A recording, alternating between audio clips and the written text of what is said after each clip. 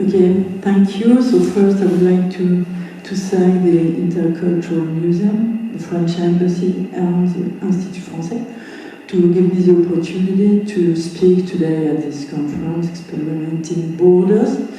And I would like to introduce my talk with headlines of European media that you will see in the exhibition. Every day or so you can see pictures of migrants on the road or on the sea and living in the streets of European cities or stuck in camps. And those names, Calais, Lesbos, Melilla, Lampedusa, all raise together the issue of what it is to be at home in exile.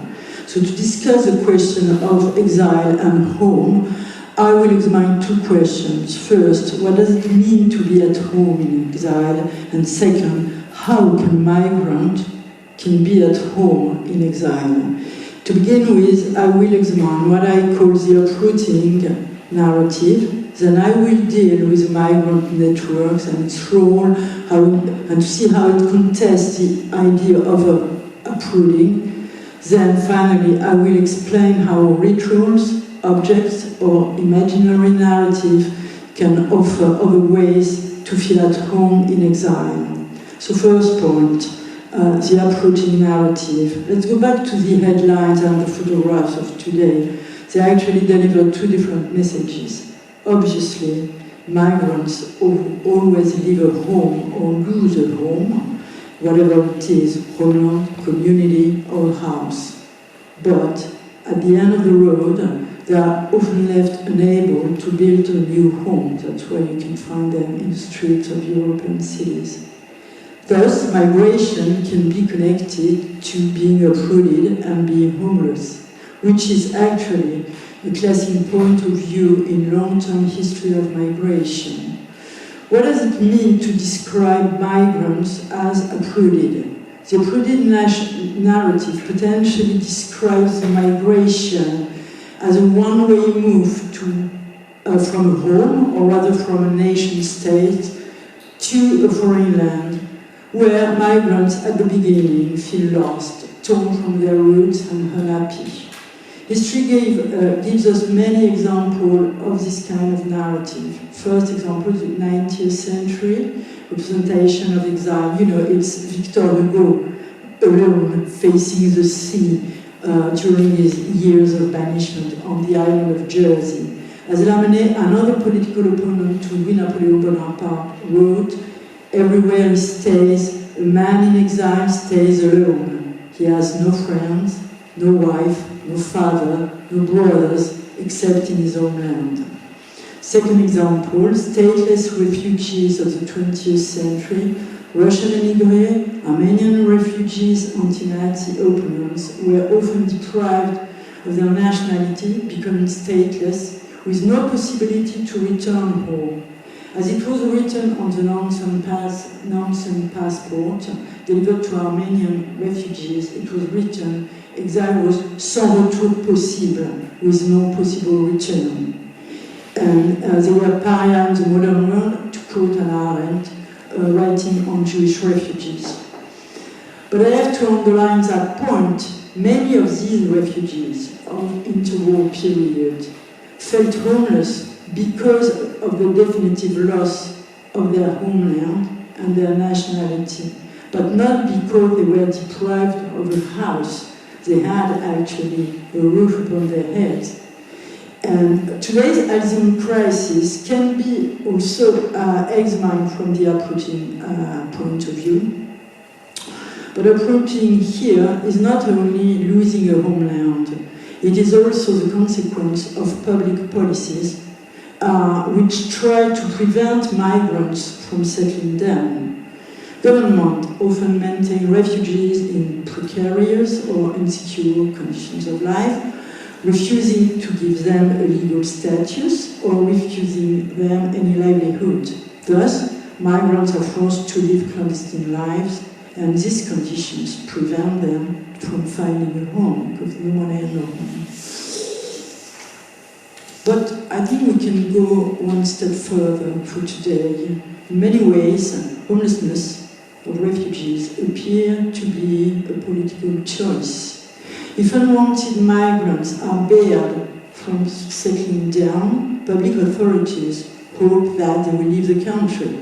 Thus, to avoid illegal settlements along illegal migration routes, public authorities chase migrants from one street to another, from one town to another. They destroy the camps, even the smallest one, because if the camp turns into a home, migrants will stay, which is exactly what governments fear.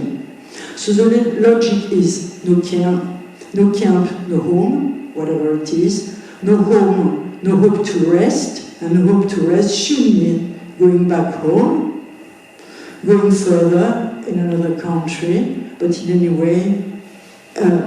case, going away.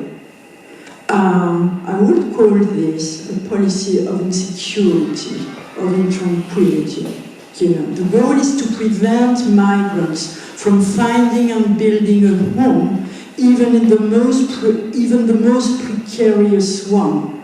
But generally, this kind of policy fails. It can make migration experience harder and harder. It can make migration experience more and more dangerous. It can force migrants to change their routes, but it will never distract them from their final goal.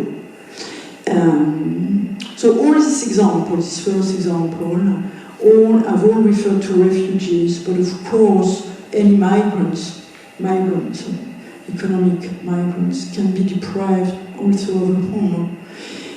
In some way, the issue of home was at the center of Abdelmalek Sayad research of Algerian migrants in France during the 30 Glorieuses, years which spanned the years between 1945 and 1975. For Sayad, these immigrants were just floating between two countries, neither citizen or foreigners, no more Algerian, but not allowed to be completely French. Sayad calls this situation la double absence, the dual absence. This impossible identity led these migrants to live in nostalgia of their lost homeland. As Sayad wrote, I quote, "Nostalgia of a place has the power to transfigure anything and has, like love, magic effects. Homeland, birthplace, ancestors' house, each of these places become sacred locations, blessed places, holy lands. Migrants go there on pilgrimage." So going back to Algeria was actually a seasonal pilgrimage for some migrants, but definitive return remained an impossible dream, as, I quote Sayad, the blind dreams of recovering life. So they will never go back, definitely. Now I'd like to turn to my second point, which deals with the migrant network. In the uprooting narrative, all connections between migrants and their homeland are supposed to be definitely broken. But in fact, most of migration experiences are not, with no possible return, as it was written on the ransom passport. In addition, even without a physical return, links with homeland can be maintained in one way or another. In long-term history, networks has always been playing a great role in the process of migration.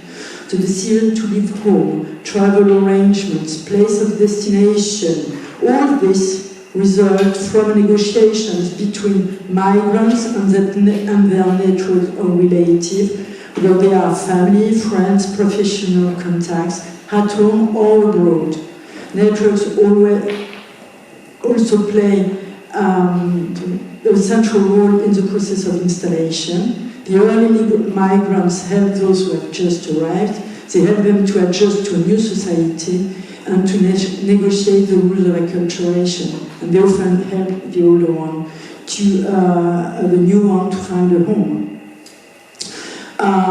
Network efficiency relies on communication. Of course, we know that today new technology plays a major role in building close relationships between migrants and their relatives left at home. For example, you can get information on borders. Yvan talked about that. Information on borders, open or closed, change in hosting policies, so migrants can adjust with information coming from homeland. Migrants on the road can adjust their travel. Well, today information, of course, goes faster and faster, and more than it used to do. But in the past, too, migrants will maintain strong connections with their homelands through letters, photographs, remittance, that's money sent by migrants to their families. Let me just give you quickly another example of financial networks. In the 19th century, governments tried to seize assets from political exile. To avoid this situation, exile meant very complex transnational and financial organization. For example, assets were held by relatives in homeland, but from abroad, exile were actually the real managers of their money, operating from their new country exactly as if they were at home. So we are very, very far from the figure of Victor Hugo alone on his island. Return is another form of links, of course, maintained in spite of migration. So you can return, for example, each summer or for vacation or definitively. And last example is migrant building a home in their home country with money earned working abroad. Thus, here migration does not mean at all homelessness, but quite the opposite. It allows migrants to build a home, to secure a social position, and to reinforce links with homeland. So network blurs actually the frontier between home and abroad. As migrants can stay at home in many ways, letters, photographs, phone call, internet, also financial operation, or house, or returns. So I'm now in my last section. It's about visual imagination and objects. It's not the network point, the network point of view was keeping in touch with home while you're abroad. Okay. But with the virtual imagination an object is different. It's rather you take home abroad, you take home in exile. You don't return while in migration. You just take home in exile through virtual imagination and objects. In his book entitled Habiter un monde à mon image, which is something like to live in a world at my image, I don't know exactly. Jean-Marc Bess, a French writer, let's say, wrote, "Homeland is the name of childhood. It is the land of dreams. You can be forced to leave your country, but dreams will never leave you. They will follow you wherever you go as a home built with images that you can carry within you. So homeland can be brought in exile through dreams and images. Thus migrants can still be at home on an imaginary level, even without a house, even without a roof upon their head abroad. In this respect, mother tongue, of course, appears to be the easiest way to carry home in exile. Hans Keilson left Berlin, I give you this example. Hans Keilson left Berlin in 1936. He was fleeing Nazism, settled down in the Netherlands, learned the language, became a psychoanalyst for children. He had a house, he had a home, he was at home in exile. However, he was still writing in German because he said it was the language of his childhood, his parents' language, and he wrote, yes, language was my country. So whatever, you can find a home abroad, but language can still be your real home. Okay. Rituals can also function some kind of a portable home, you can bring your home abroad. Let me discuss another anti-Nazi refugee, Yvan Gastaut, which was one of the most famous German writers during the interwar period. When the Nazi came to power in 1933, he was in the United States. But he decided, of course, to stay in exile and he settled down in France. In September 1939, when the Second World War broke out He was sent to Les Milles, an internment camp in the south of France, as he was considered as a ressortissant d'une puissance ennemie, which means citizen of an enemy power, even if he was a fierce anti-Nazi. He was released a couple of months later and arrested again and detained again in Les Milles during the summer of in May 1940s, and managed to flee to the United States. There he wrote a book about his experience of internment in French called Le Diable en France, The Devil in France. And in his first chapter, he recalls his happy years in Sanary, south of France, in spite of exile.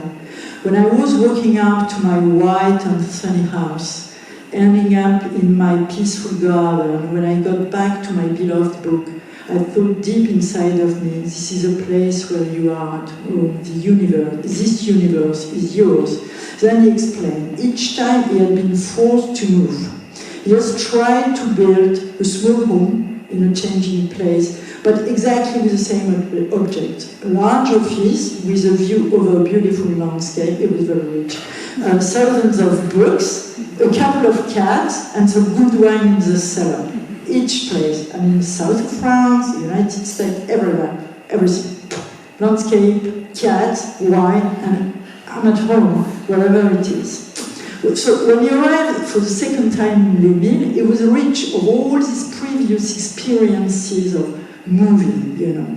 Of course, it was camp, and camp was different. He was detained, Europe was at war, but however, his past experiences proved to be very useful to adjust to this new chapter of his life. And he felt quite happy, as he knew in 1940, he wrote, okay, I knew everything about Les Milles because I was there 6 months earlier, okay? And he said, and he wrote, it is strange to notice how fast human being is able to create a connection with his immediate background. Then he added, as I had stayed here, Les Milles, earlier, as I had built a connection with this room, actually nothing, I could forget how horrible it was. And this very small and dirty place, with no possible intimacy, there were hundreds of people interned there, became my home. So it was, every night, he said, 1 brick, 2 brick, put my, he dressed his bed, and it was home, you know, even in an internment camp. So I give you another example, always from refugee, I'm sorry, because it's my topic of research. So Nina Berberova, she was a Russian émigré, a writer. She lived in France between 1925 and 1950, and she left for the United States at the age of nearly 50. And when she arrived in New York City, she entered a new and unknown world. But she wrote, I wasn't afraid. She felt free of any attachment. And she wrote in her autobiography, I belong to a category of persons who consider that birthplace is not the symbol of a safe and happy life. I have no ancestral grave, no sacred center to support me when I'm suffering. We stay alone, facing ourselves. Existence is only and unique reality. In a private note, she wrote, she had in 1974, where is paradise lost? I have none, I never had. Nevertheless, instead on the issue of home appears to be more complex than this brave writing I don't care about homeland and everything. Obviously, she had no nostalgia for her home country or for any object related to her childhood, but she recognized that being a pariah, being alone with no ties, could be a suffering. So creating a new home was for her necessary to feel safe, and she needed objects to be permanently reassured. So during the 60s, she came back to Europe for the first time since 1950, and she wrote, I'm visiting Europe with 3 different keys inside my bag, one for my home, one for my office at the university, it was Princeton University, and one for my locker at the library. So three kids, and actually 3 is also the number for the different countries where she had been living, Russia, France, United States. And the question is, did she belong to none of them, because no time she doesn't care, or to the 3 of them at the same time, which in other words means, was she homeless or with 3 different homes? And in November 1985, she wrote to a friend, actually it was Hubert Nissen, his editor, I don't belong to anything, and I'm not looking for an absolute identification, neither with a nationality or with a class or with a sex. I'm thinking in 3 different languages, I'm living in 3 different directions, and though it may sound peculiar to you, I'm happy with it. So, I'd like to conclude now with a few remarks. First, it was, there's no unique, simple definition of home in migration. It's probably altogether a house, a nation, local community, with different signification and attachment depending on individual life stories and collective history. If you want to rethink home and migration, you have to connect real place to imaginary one, which built mental maps. And one last remark, with the development of global history, the history of migration has shifted into an history of mobilities, putting the stress of movement on movement. Does it change the relationships between home and migration? I mentioned Jean-Marc Bess earlier, and in his book, he has forged the notion of habiter en mouvement, to live in movement. And he considered that home is not necessarily static, as a plant or a tree. Migration and movement, he writes, have changed the definition of home. I quote, the issue of home is no more a single place, but a space built on relationships between several places, where we live for a short or long time during our lifetime. Well, when Bess talks about habiter en mouvement, it describes a world where migrants could experience an extensive number of temporary homes, all along their lives. These places may offer very hard conditions of life, but in any case, migrants will find a way to create a home out of them, even in the worst situation. And I will conclude with that. As a refugee from Liberia, told Michel Agier, a French anthropologist, home is just where I live. Thank you.